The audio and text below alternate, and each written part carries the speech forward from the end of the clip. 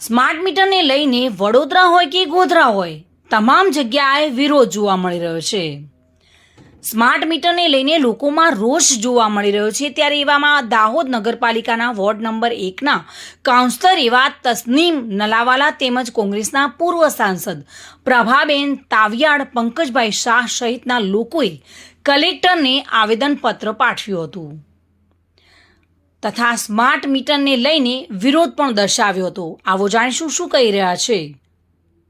સમિતિ દ્વારા આજે કલેક્ટર ઓફિસમાં આવેદન આપવામાં આવ્યું છે સ્માર્ટ મીટર બાબતે કે જે સ્માર્ટ મીટર બરોડાની અંદર લાગ્યા અને એના બહુ બધા વિરોધો થયા। એ માટે અમે આજે આવેદન આપ્યું છે કે દાહોદ શહેરમાં પણ એ સ્માર્ટ મીટર મુકાય નહીં અને એ જો મુકાશે તો એનો જબરજસ્ત વિરોધ દાહોદ શહેર કોંગ્રેસ તરફથી કરવામાં આવશે।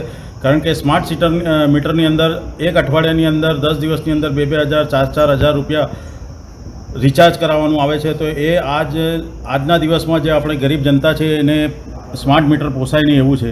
એટલે દાહોદ શહેર કોંગ્રેસ સમિતિ એનો સખત વિરોધ કરે છે અને એનો વિરોધ કરીશું। સુરેશ કાપડિયા સાથે bureau report, today Gujarati news.